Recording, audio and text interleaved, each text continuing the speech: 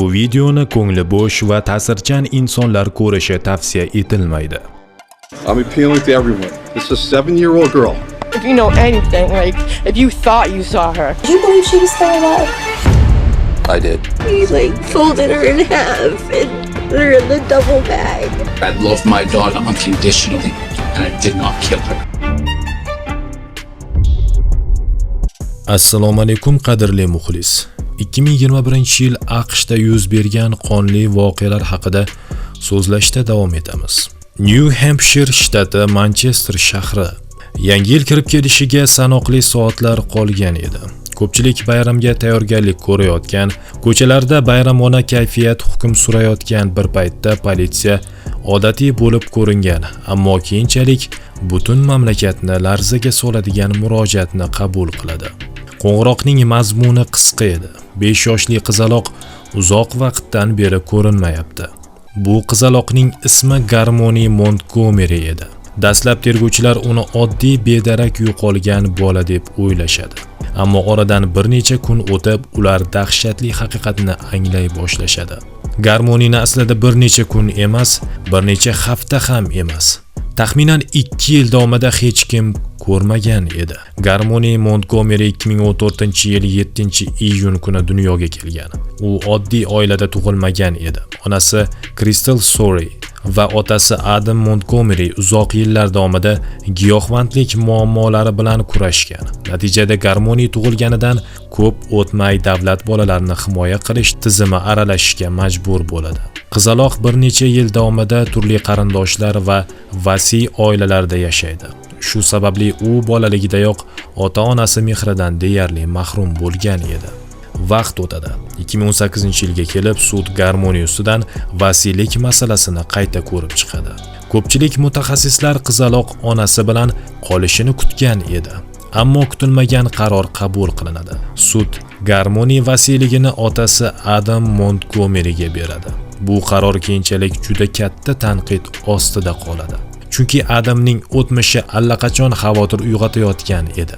Sud hujjatlariga ko'ra u qurolli bosqinchilik, zo'ravonlik, noqonuniy qurol saqlash, giyohvand moddalar bilan bog'liq jinoyatlar uchun bir necha bor javobgarlikka tortilgan edi. Shunga qaramay Garmoni otasi bilan yashashga majbur bo'ladi. Adam yangi turmush o'rtog'i Kayla Montgomery va boshqa bolalar bilan Manchester shahridagi kichik ijaradagi kvartirada yashardi. Ammo Garmoni duch kelgan eng katta muammo kambag'allik emas. Bu uning o'z otasi edi. Sudda tinglangan ko'rsatmalarga ko'ra Adam Montgomery qizini muntazam ravishda urgan. Qo'shnilar va qarindoshlar uning qizaloqqa nisbatan qo'pol muomalasini bir necha bor ko'rganliklarini aytishgan. Bir guvoh shunday degan: Garmoni ba'zan ko'zlari ko'kargan holda yurardi. Boshqa bir guvoh esa Adam qizini boshidan urganini o'z ko'zim bilan ko'rganman deya ko'rsatma bergan. Garmonining biologik onasi Crystal Sorey qizi bilan bog'lanishga bir necha bor harakat qiladi. Adam deyarli barcha aloqalarni uzib tashlaydi. Natijada Crystal qizini oylar davomida ko'ra olmaydi. U bir necha marta davlat idoralariga murojaat qiladi, ammo hech kim Garmonining qayerdaligini jiddiy tekshirmaydi. 2019-yil oxiriga kelib, Garmoni hech kimga ko'rinmay qoladi. Maktabga bormaydi, shifokor ko'rigiga olib borilmaydi. Davlat organlari esa uning holatini tekshirmaydi. Go'yo 5 yoshli qizaloq birdaniga yer yuzidan yo'qolgandek edi. Ammo o'sha paytda hech kim eng dahshatli voqea allaqachon sodir bo'lganini bilmasdi. Keyinchalik sud materiallarida ma'lum bo'lishicha, Garmonini 2019-yil dekabr oyida tirik holda oxirgi marta ko'rishgan. Ammo nima sodir bo'lgan? Nega Adam Montgomery qizini yashira boshladi? Va eng dahshatlisi, Garmoni haqiqatan ham o'sha paytda tirikmidi? Bu savollarga javob tergov davomida asta-sekin ochila boshlaydi. Ammo topilgan haqiqat tergovchilarning o'zini ham larzaga soladi. 2021-yil oxirida Garmoni haqida rasmiy qidiruv boshlangach, politsiya uning otasi Adam Montgomeryni so'roq qiladi. Ammo uning javoblari bir-biriga zid edi. Dastlab u Garmoni biologik onasi Crystal Sorey bilan yashayotganini aytadi. Biroq Crystal buni qat'iyan rad etadi. U qizini 2 yildan ortiq vaqtdan beri ko'rmaganini bildiradi. Endi tergovchilar bitta dahshatli haqiqatni tushunishadi. kimdir yolg'on gapiryapti va bu yolg'on ortida 5 yoshli bolaning taqdiri yashiringan edi. Politsiya Adamning o'sha yillardagi yashash joylarini tekshira boshlaydi. U yashagan kvartiralar, mehmonxonalar, avtomobillar, omborxonalar, hamma joy kriminalistlar tomonidan sinchiklab ko'zdan kechiriladi. Har bir dog', har bir buyum, har bir DNK izi tekshirila boshlaydi, ammo Garmonidan darak yo'q edi.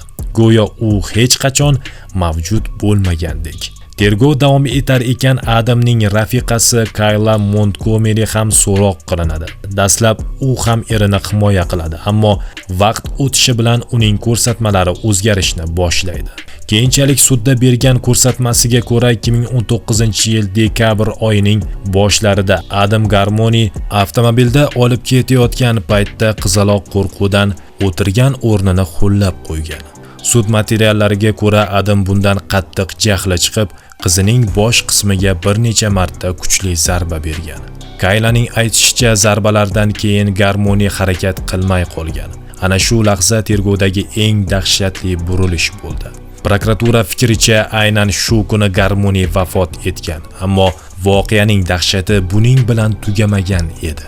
Sudda o'qilgan ko'rsatmalarga ko'ra, Adam qizining o'lganligi haqida darhol politsiyaga xabar bermaydi. Aksincha, uni yashirishga qaror qiladi. Kaylaning ko'rsatishicha, jasad avval avtomobilda saqlangan, keyinchalik turli sumkalar va konteynerlarga joylashtirilgan. Bir necha oy davomida Adam yashash joyini o'zgartirgan sari jasadni ham o'zi bilan olib yurgan. Bu tafsilotlar sud zalida o'qilganda ko'plab odamlar ko'z yoshlarini tiya olmadi. Eng dahshatlisi esa shundaki, shu vaqt davomida uyda boshqa bolalar ham yashayotgan edi. Ular nima bo'layotganini tushunmasdi. Oddiy hayot davom etayotgandek ko'rinardi. Ammo uyning ichida dahshatli sir yashiringandi. Politsiya Adam ishlagan joylarni ham tekshiradi. U tashlagan chiqindilar, ijaraga olingan omborlar, eski avtomobillar, barcha joylar ekspertizadan o'tkaziladi. Lekin Garmonining jasadi topilmaydi. Bugungi kungacha ham uning jasadi rasman topilgan emas. Bu esa ishning eng og'riqli jihatlaridan biri bo'lib qolmoqda. Jasad topilmaganiga qaramay tergovchilar ishni to'xtatmaydi. Aksincha, ular yuzlab mayda dalillarni bir-biriga ulashni boshlashadi. Telefon yozishmalari, guvohlarning ko'rsatmalari, kvartiralardagi biologik izlar, kuzatuv kameralari, avtomobillarning harakati, har bir tafsilot bitta manzarani hosil qila boshlaydi. Kriminalistlar Adam foydalangan avtomobilda biologik izlarni aniqlashadi. Uy ichidagi ayrim joylardan ham qon izlari va boshqa materiallar topiladi. Bularning barchasi ekspertiza orqali tekshiriladi. Sudda prokuratura aynan mana shu dalillar zanjiriga tayanadi. Bu ishda yana bir muhim savol paydo bo'ladi. Nega hech kim Garmonining yo'qolganini 2 yil davomida sezmagan? Javob achinarli edi. Bolalarni himoya qilish tizimi bir necha bor xatoga yo'l qo'ygan.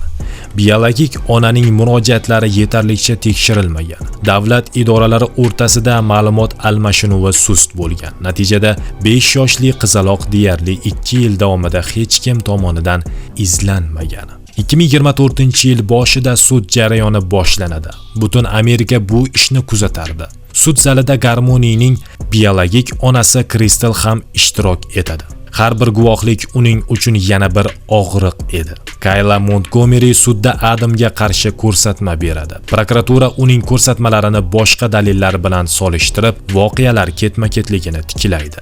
Adam esa deyarli barcha ayblovlarni rad etadi. U qizini o'ldirmaganini aytadi, ammo dalillar tobora ko'payib borardi. Sud davomida o'nlab guvoh tinglanadi. Kriminalistlar, ekspertlar, qo'shnilar, qarindoshlar, politsiya xodimlari har biri tergovning muhim bo'lagini to'ldiradi. 2024-yil fevral oyida hakamlar hay'ati qarorini e'lon qiladi. Adam Montgomery Garmoni Montgomeryni o'ldirishda aybdor deb topiladi. Unga quyidagi ayblovlar bo'yicha hukm chiqariladi. 2-darajali qotillik, guvohlarga bosim o'tkazish, dalillarni yashirish, jasadni tahqirlash va yashirish bilan bog'liq jinoyatlar. Sud unga kamida 56 yil va amalda umrbod qamoq jazosi tayinlaydi. Amaliy jihatdan bu uning umrining qolgan qismini qamoqda o'tkazishini anglatadi, ammo hukm chiqarilgan bo'lsa ham bitta savol hanuz javobsiz qolmoqda. Garmoni qayerda? Bugungi kungacha uning jasadi topilgan emas. Bu esa biologik onasi Crystal Sorey uchun eng katta azob bo'lib qolmoqda. U bir intervyusida shunday degan: "Men uni quchoqlay olmayman.